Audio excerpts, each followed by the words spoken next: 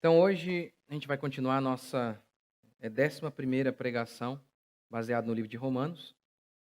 E o nome da pregação de hoje é Desculpas para não buscar a Deus.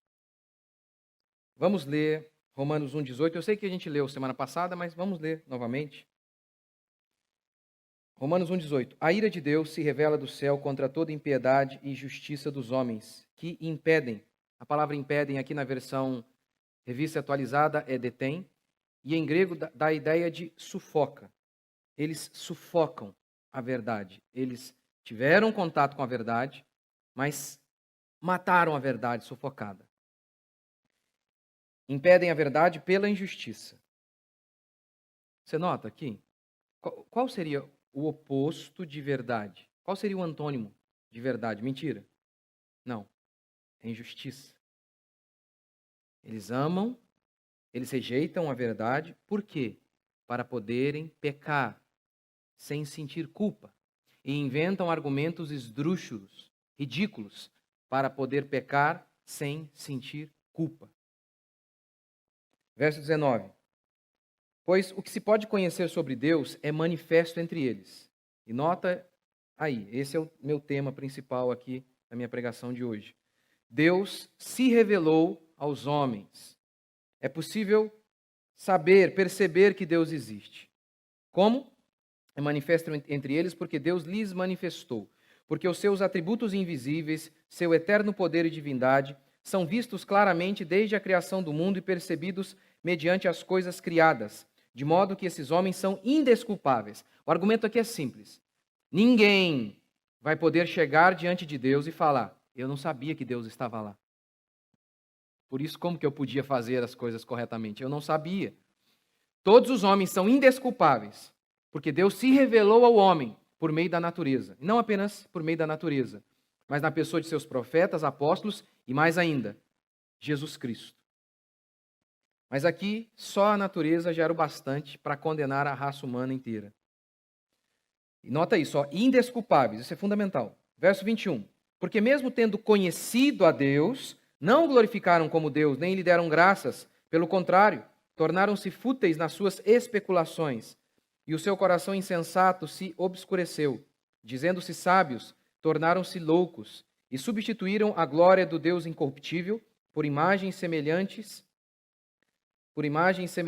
ao homem corruptível, às aves, aos quadrúpedes e aos répteis. É por isso que Deus os entregou à impureza sexual, ao desejo ardente de seus corações, para desonrarem seus corpos entre si, pois substituíram a verdade de Deus pela mentira, e adoraram e serviram a criatura em lugar do Criador, que é bendito eternamente. Amém. Por isso Deus os entregou a paixões desonrosas, porque até as mulheres substituíram as relações sexuais naturais pelo que é contrário à natureza. Os homens, da mesma maneira, abandonando as relações naturais com a mulher, arderam em desejo sensual uns pelos outros, homem com homem, cometendo indecência e recebendo em si mesmos a devida recompensa do seu erro. Como é que o Wikivits atualiza isso aqui, gente? Não tem como, né? Não tem como para dizer que o homossexualismo é normal. Não tem como. Verso 28. Assim, por haver rejeitado o conhecimento de Deus, foram entregues pelo próprio Deus a uma mentalidade condenável, para praticarem coisas que não convêm, cheios de toda forma de injustiça, malícia, cobiça, maldade, inveja, homicídio, discórdia, engano, depravação, sendo intrometidos, caluniadores, inimigos de Deus, insolentes, orgulhosos, arrogantes, inventores de males, desobedientes aos pais, insensatos, indignos de confiança, sem afeto natural, sem misericórdia, os quais, conhecendo bem o decreto de Deus, que declara dignos de morte os que praticam essas coisas, não somente as fazem, mas também aprovam os que as praticam. Então, grande parte do texto aqui eu não vou abordar hoje, eu vou me aprofundar neles semana que vem, mas meu foco hoje aqui é a rejeição do homem em relação ao Criador por meio da natureza. O raciocínio de Paulo é muito simples. Deus está irado contra a humanidade. Por quê? Porque Deus se revelou à humanidade. Mas essa humanidade decidiu rejeitar o conhecimento de Deus. Por quê? Para poderem satisfazer suas cobiças, suas concupiscências. Então, Na versão revista atualizada, o verso 18 se apresenta assim. A ira de Deus se revela do céu contra toda impiedade e perversão dos homens que detêm a verdade pela injustiça. Você se lembra daquela fábula famosa da raposa e da ovelha? Acho que é raposa e ovelha, pelo menos na minha memória aqui, raposa e ovelha. De qualquer maneira, se eu trocar os bichos, a estrutura dela permanecerá a mesma. É a seguinte: a raposa vê a ovelhinha lá de cima, a raposa vê a ovelhinha lá embaixo, no rio. E então a raposa desce e começa a dizer para a ovelha: eu preciso devorar você. E a ovelha retruca: mas por quê? O que eu fiz? Você está sujando a água que eu bebo. A ovelha responde: mas como? Isso não é possível.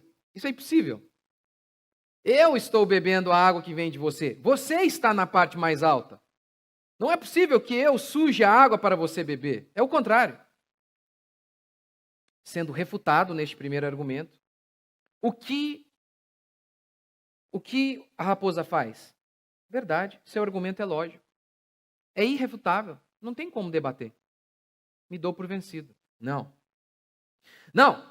Eu vou comer você porque você falou mal de mim há 8 meses atrás. Isso não é possível. Eu nasci há 6 meses. Ele se dá por vencido? O argumento é irrefutável. Ele diz: não, então foi o seu pai, um parente seu, eu não sei. Eu tenho que comer você. E come a ovelha. A fábula é simplesmente genial e descreve o homem com uma exatidão quase bíblica.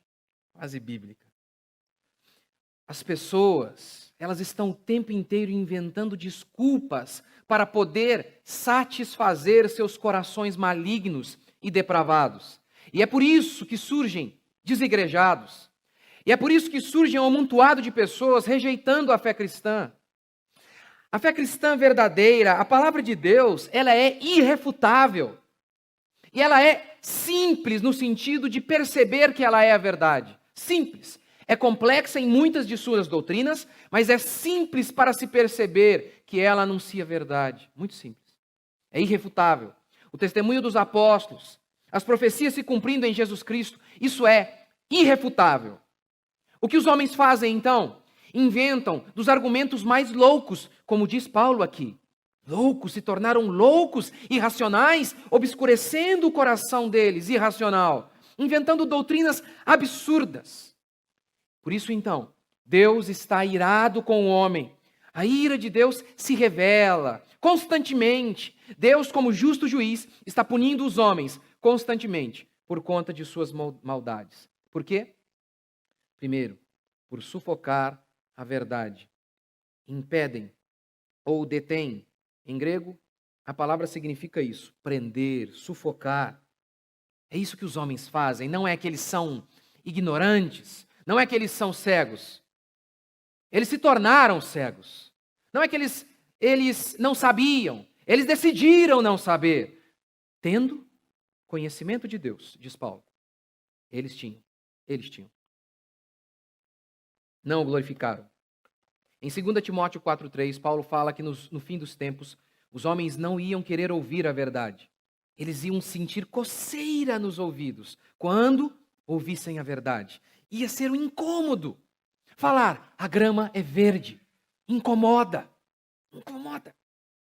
Em Atos, capítulo 7, Estevão está falando a mais óbvia das verdades, anunciada em todo o Antigo Testamento, de que Deus viria na pessoa do Messias, que o Messias iria salvar a todos, inclusive gentios. Mas os judeus não conseguiam aceitar essa verdade. Então diz o texto que enquanto Estevão pregava, eles, porém, clamando em alta voz, ou seja, já que não conseguimos vencê-lo via argumentação, vamos então calá-lo via gritaria, que é mais ou menos o que acontece hoje em se tratando da esquerda e de qualquer mentiroso.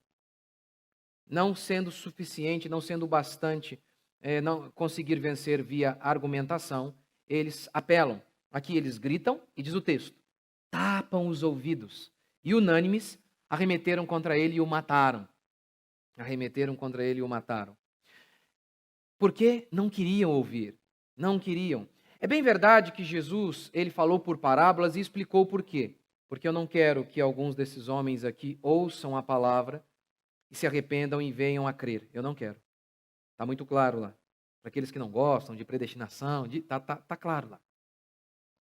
Tenta atualizar esse texto. Não tem jeito. Mas esse método de Jesus de falar por parábolas, ele só vem justamente por conta da rejeição dos homens em relação a ele. Justamente porque eles furaram seus próprios olhos. Então Deus diz, ok, eu lhes dei todas as chances e eu nem precisava dar. Mas mesmo assim, os homens tapam seus ouvidos, fecham seus olhos para não enxergar a verdade. Eles sufocam a verdade. Que verdade eles sufocam? Que verdade eles sufocam? No contexto aqui imediato é a verdade de que Deus existe. A verdade de que Deus existe. Deus se revelou, diz Paulo, pois o que de Deus se pode conhecer é manifesto entre eles por meio das coisas que foram criadas. A natureza é o primeiro grande pregador acerca da existência de Deus. Note isso no Salmo. Os céus proclamam. O verbo proclamar aqui, ó, o céu fala. Sem língua, ele fala.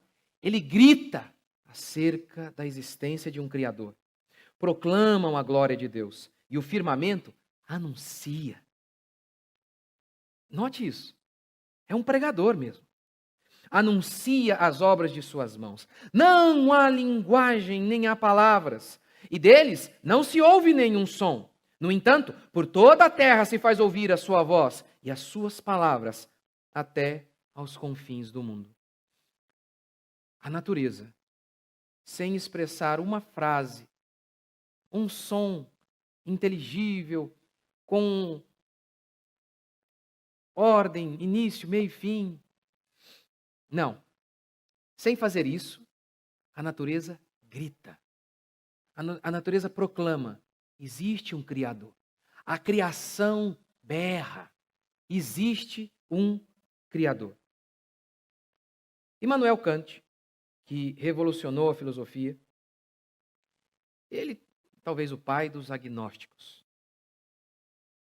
O ateu diz: Deus não existe.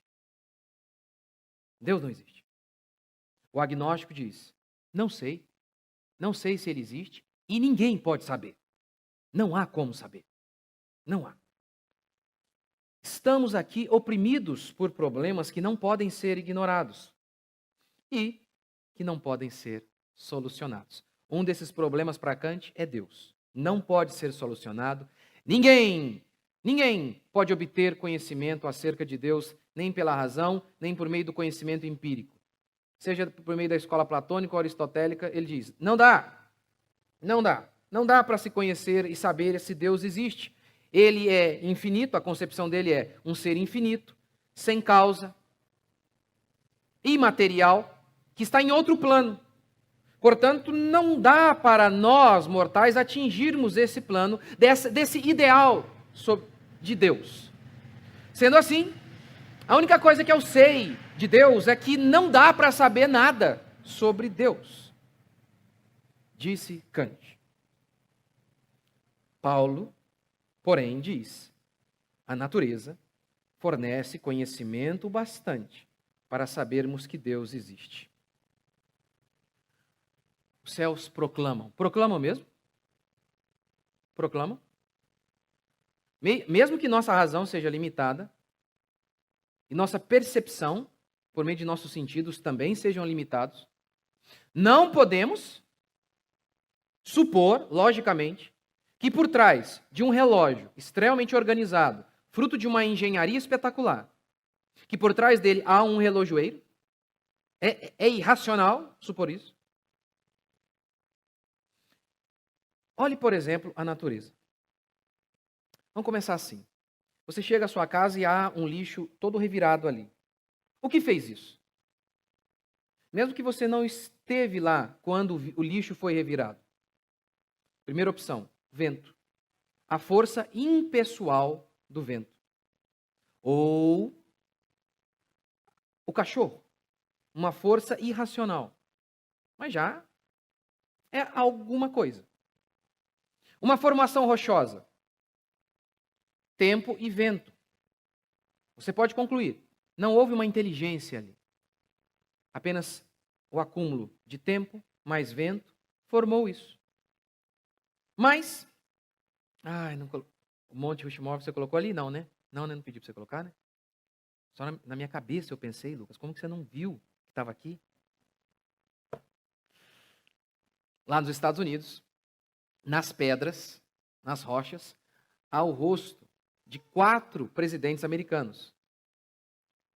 Então, do ladinho ali, há várias formações rochosas. Há várias. E você pode supor, olha, isso aí é fruto do tempo e do acaso, do vento. Só isso. Mas você olha aquela formação ali, onde há ordem, há sentido, a mensagem, há uma linguagem ali, há inteligência. De maneira nenhuma você vai supor que aquilo ali foi realizado por acaso. Por quê? Você não vê nenhum tipo de obra daquele jeito na natureza, a não ser que tenha a intervenção de um ser inteligente por trás. Você não vê aquilo ali como fruto do acaso. O que o leva a fazer uma única pergunta: quem fez isso? Em relação ao lixo, você pode perguntar: o que fez isso? Mas em relação a algo inteligente como aquilo, você tem que perguntar: quem fez? É necessário um ser inteligente para esculpir o rosto daqueles presidentes. Muito mais necessário é um ser extremamente inteligente, poderoso para criar o mundo. É uma conclusão óbvia. É necessário um ser imaterial que não teve começo de dias, que não teve princípio de dias, que é poderoso, infinito, para ter criado todas as coisas. É lógica isso. É lógica. Sem Bíblia, Aristóteles concluiu assim. Era necessário um ser que ele chamava de primeiro motor, a causa de todas as outras causas. A organização expressa inteligência, a diversidade na natureza expressa criatividade. A natureza não fornece todo o conhecimento sobre Deus, mas conhecimento necessário para tornar os homens indesculpáveis. Note, por exemplo, o nosso sistema solar. Olha que coisa espetacular. A distância da Terra para o Sol. É impressionante como eles estão extremamente calibrados. Milimetricamente bem posicionados. Aproxime o Sol de nós um pouco. Todos nós morreríamos queimados. Distancio, morreríamos congelados. Não haveria vida na Terra. Mas acaso isso, gente? Acaso isso, né? Está ali no devido lugar, mas não é o bastante, apenas a posição, o tamanho. Um Sol maior ou menor, a mesma coisa. Morreríamos congelados ou queimados. Tudo isso, acaso de novo, não é? Do tamanho que ele é, no lugar onde ele está. A Lua. A inclinação que a Lua causa no eixo da Terra, faz ela girar como um peão, provoca as estações. Acaso também? Acaso isso? Lua mais perto, tsunami todos os dias. Afaste-a e a água apodrece. Não há vida na Terra. A Terra, ela tinha que ser exatamente como ela é. O planeta Terra tinha que ser exatamente como ele é. Um planeta menor não iria reter, não teria gravidade o bastante para reter todos os gases necessários para a vida humana. Não seria possível.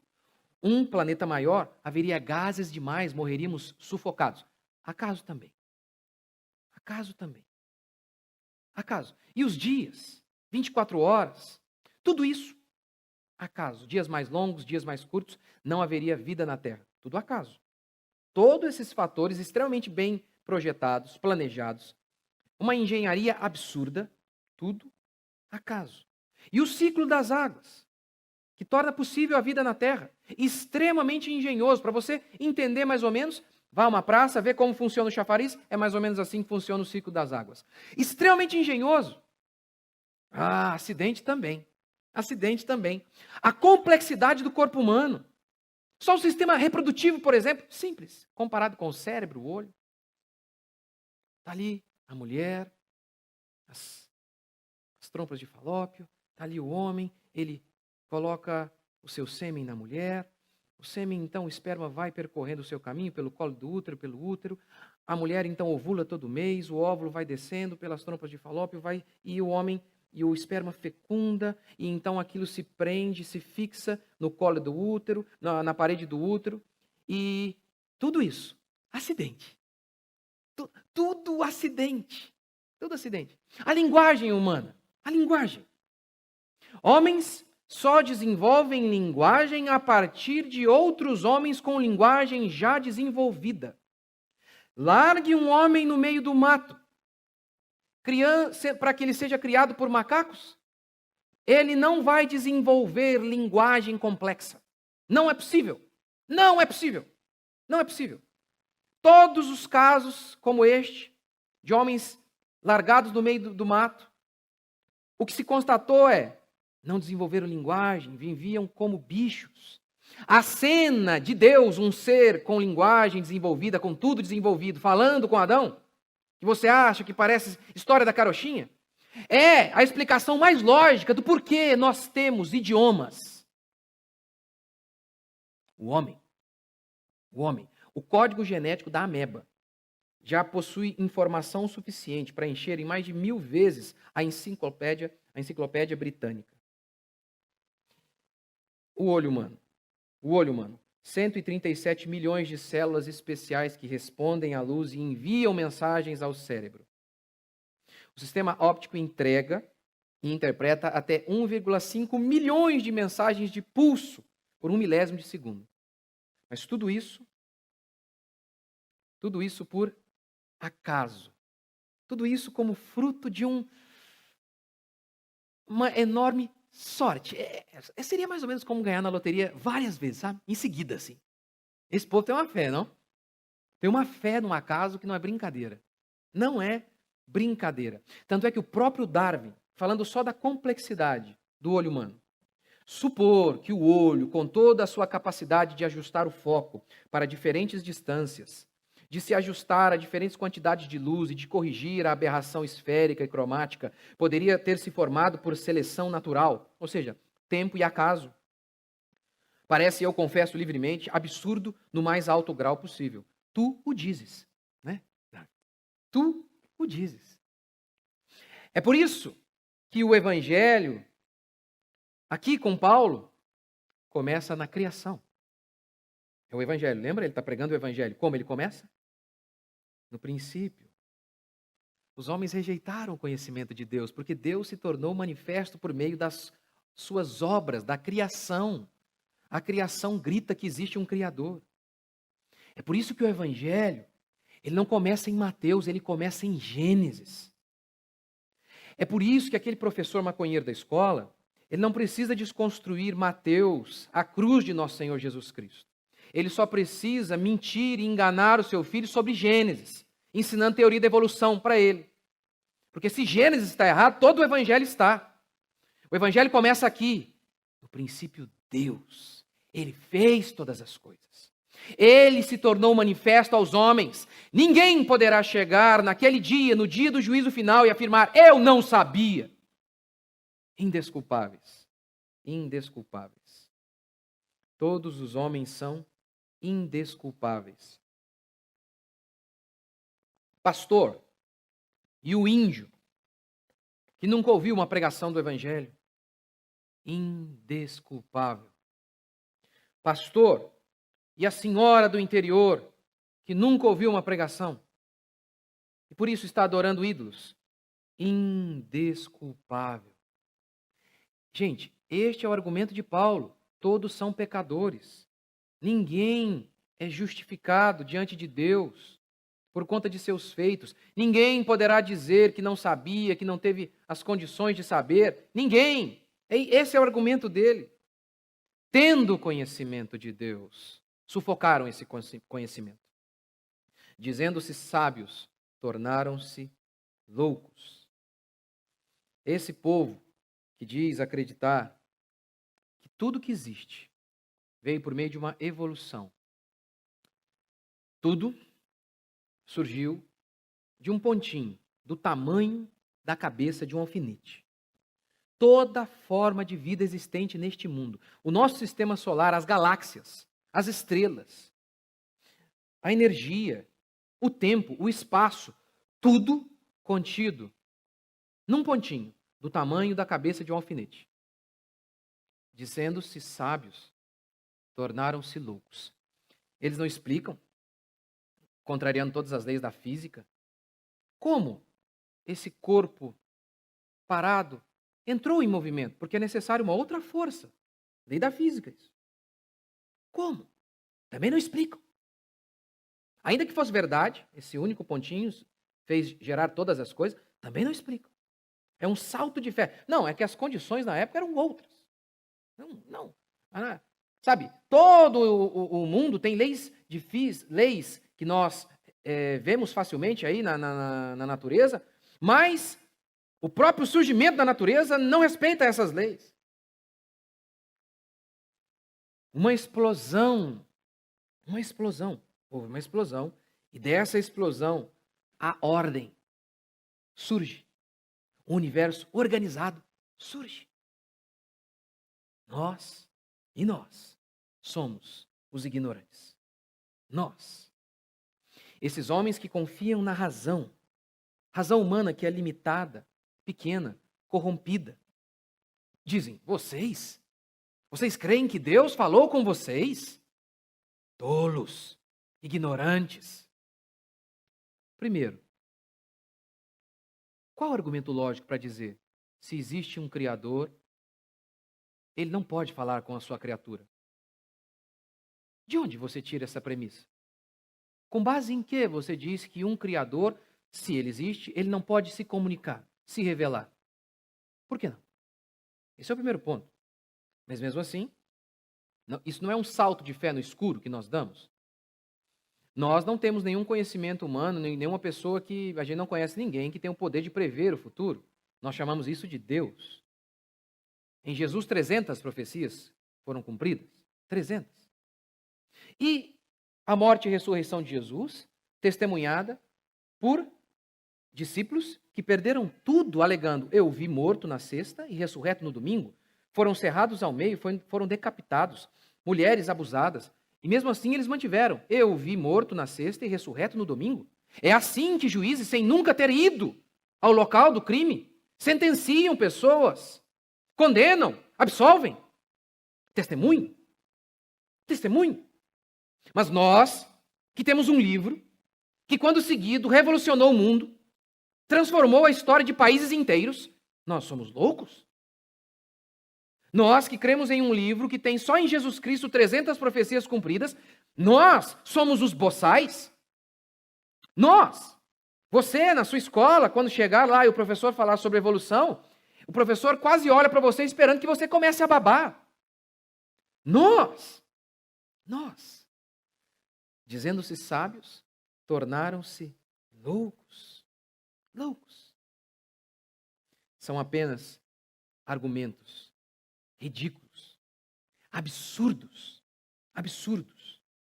São desculpas das mais esfarrapadas para quem deseja dar vazão aos seus desejos mais pueris, carnais e ridículos. O próprio argumento da teoria da evolução, se a evolução tivesse ocorrido, era para existir milhões e milhões e milhões de seres intermediários na natureza. Ou seja, o peixe não virou réptil do dia para a noite. O primata não virou homem do dia para a noite. Aqui está o primata, aqui está o homem. E milhões de seres intermediários que, ao longo de bilhões de anos, foram evoluindo e mudando um pouquinho. Deveriam existir milhões de seres intermediários. Mas você não encontra um registro fóssil. Só umzinho, gente. Já ouviu falar do tal elo perdido? É isso. Mas não acha um, gente. Como disse Chesterton, é engraçado que eles saibam tudo sobre o elo perdido, apesar de o elo estar perdido. É muito engraçado. Muito engraçado isso. Mas nós somos os loucos. Nós. Eles que mentem. Põe lá na sua... Chegar em casa. Põe lá. Fraudes da paleontologia. Põe lá. Pessoas que, para tentar provar a evolução, mentiram. Deixaram em vários museus de história natural pelo mundo, lá, a prova. Aqui está a prova. O elo perdido está aqui, Lucy, e por aí vai, tantos lá. Depois, tá lá, não sou eu não. Eles mesmos dizendo, fraude, fraude. Mas nós somos loucos.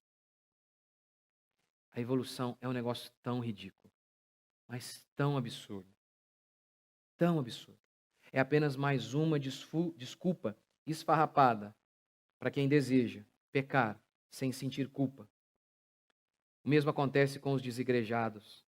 Os argumentos mais pueris e ridículos.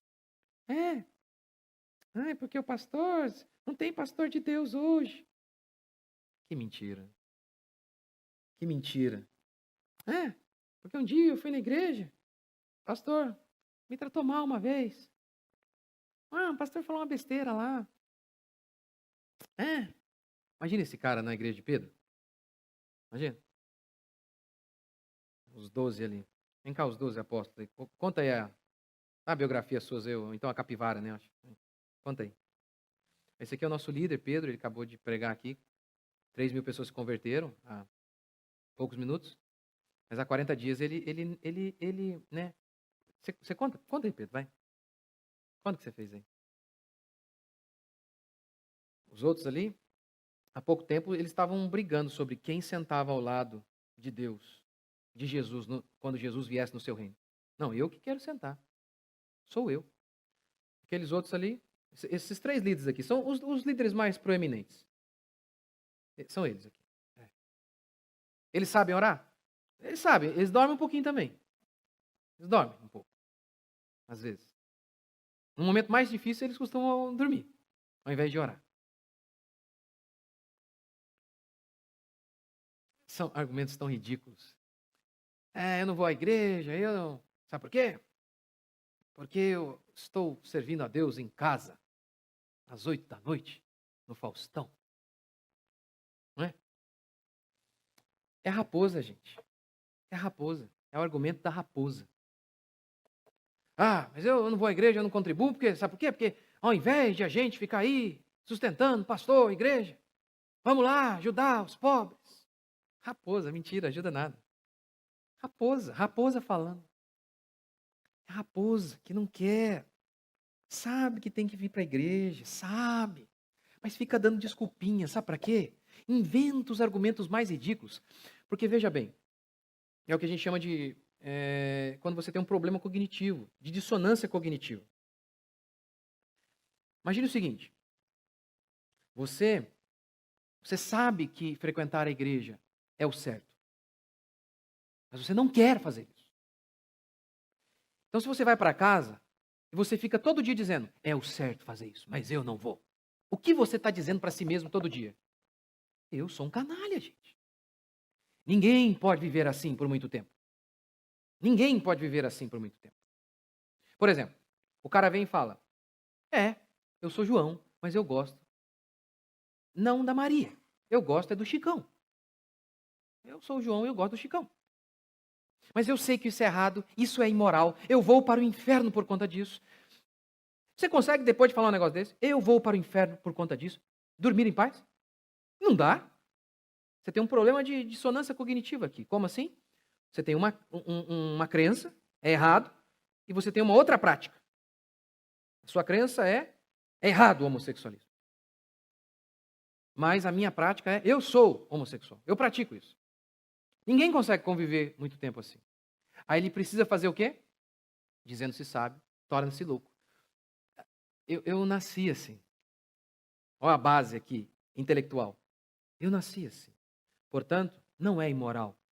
E aí você ainda tem os pastores modernos que só pregam sobre o amor e fala o quê? Quem sou eu para julgar vocês, meus queridos? E aí pronto, está fechado. Mas são dos argumentos mais ridículos. E vocês aqui que nos acompanham há algum tempo, já sabem disso. Como que é ridículo o argumento? A mulher, é a ideologia de gênero, né? A mulher e o homem, não, você não nasce mulher, nem nasce homem. Você não nasce. É a sociedade, por meio da cultura, que imprime em você esse conceito de homem e mulher. O pai fica dando lá carrinho, camisa de futebol. E aí você vai se identificando como homem. Mas na realidade, ninguém nasce homem ou mulher. Ok. Aí logo em seguida, eles dizem assim, ó, sem a maior vergonha, sem vergonha nenhuma. E o gay? Ah, o gay nasce gay. O gay nasce gay. Uhum. Claro que nasce. Eu nasci assim. É o mesmo cara, sabe? Ele sai dali, ele defende que a grama é verde. Logo em seguida, a grama é rosa. E ai de você. Que cor que ela é? Depende da hora. Tá? Depende do momento, ela pode ser a cor que a esquerda quiser. É ridículo. É ridículo também os nossos argumentos para não servir a Deus de maneira correta. São só uma desculpa esfarrapada para não adorar o Senhor. É disso que Paulo está falando. Que nós devemos nos humilhar diante de Deus, nos humilhar diante de seus mandamentos, porque o que de Deus se pode conhecer está aí. Ninguém vai poder chegar lá e falar, eu não sabia. Ninguém mesmo. Todos nós seremos julgados. Todos nós, com base no conhecimento que Deus deu a nós. Com base no conhecimento em que o homem insiste em rejeitar. Mas, se os ímpios olham para a natureza e fecham seus olhos, nós, entretanto, vemos a graça de Deus todos os dias, por meio de todas as coisas que foram criadas. E mais do que isso, vemos a graça de Deus na revelação que Deus deu de si mesmo, através da Escritura, através de seus apóstolos e profetas, para que sigamos não a nossa razão humana limitada, não as concupiscências de nossos corações, mas aquilo que a palavra de Deus diz, para que o nome do Senhor seja glorificado e nós possamos ter uma vida plena, cheia de paz e de gozo no nosso Senhor. Vamos ficar de pé?